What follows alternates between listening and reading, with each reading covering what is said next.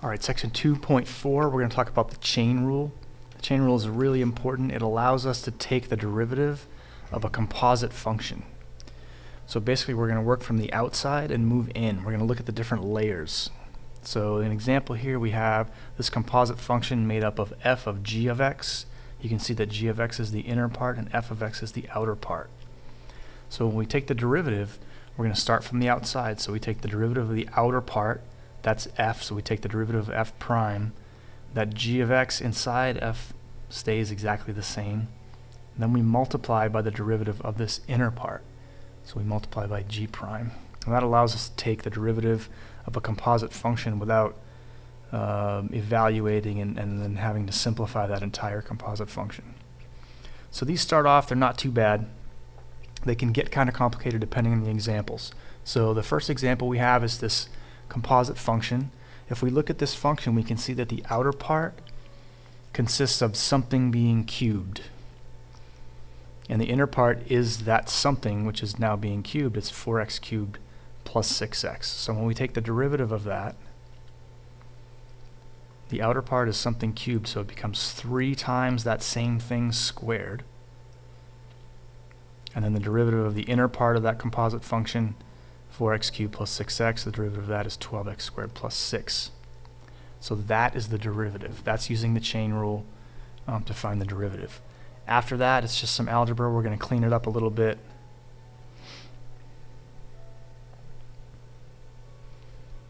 And our final answer in a nice factored form looks like that. All right, take a look at another example. You have f of x equals the cube root of 3x squared minus 1 all squared. So the first thing I'm going to do is write this as 3x squared minus 1 to the 2/3 power. So write it as a rational exponent. And now again I have an outer part, which is this quantity being raised to the 2/3 power, and an inner part, which is this 3x squared minus 1.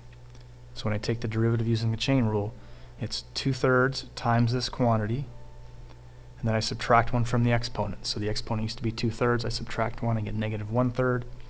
Now I multiply by the derivative of this inner part. And that is, in this case, 6x.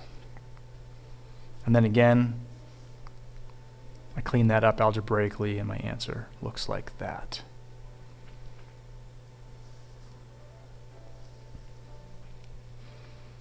Alright, when we start to get into trigonometric functions, the chain rule can be a little more tricky. And really, I think the reason for the trickiness, I guess, is the reason people have a hard time with this sometimes is the notation that we use when we square or cube or raise a trigonometric function to a power. So this is the notation that we use and that you'll see. This is cosine squared of 5x. Okay, it's important to understand that what this notation really means is that it's the cosine itself that is being squared. So we don't usually write it this way, but this is a way we can think of these are equivalent expressions. So here the squared applies to the cosine itself.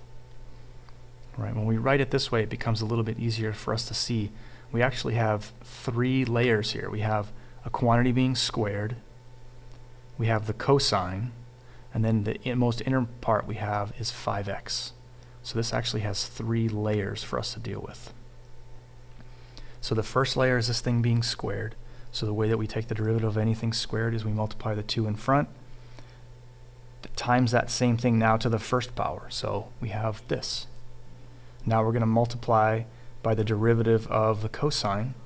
So it's cosine of 5x, so the derivative of that is a negative sine of 5x. Notice that the argument doesn't change at all.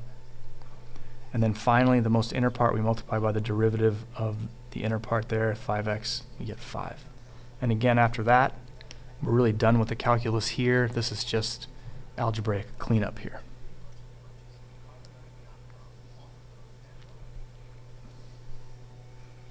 Another example using a trig function.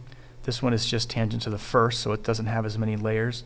We have the tangent is the outer layer, and then the 2x minus 5 is the inner layer. So we take the derivative of the tangent, that's secant squared of that same argument, 2x minus 5, multiplied by the derivative of that inner part, 2x minus 5, the derivative of that becomes 2.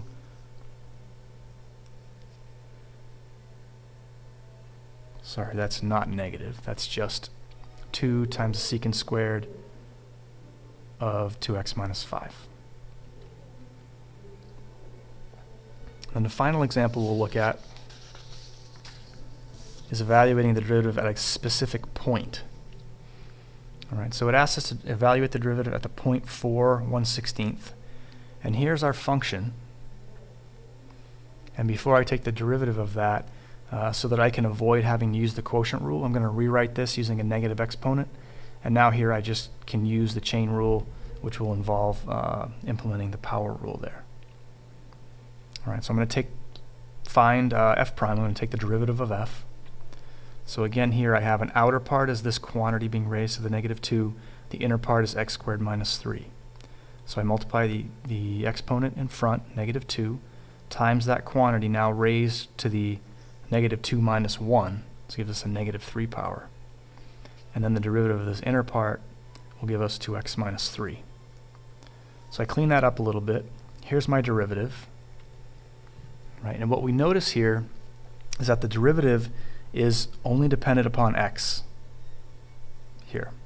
So they gave us a point here, 4 1/16, but they could have just as well told us evaluate the derivative when x equals 4.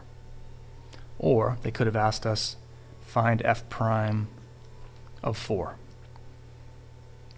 These three different ways of asking the question give us the same information, gives us the information that we need.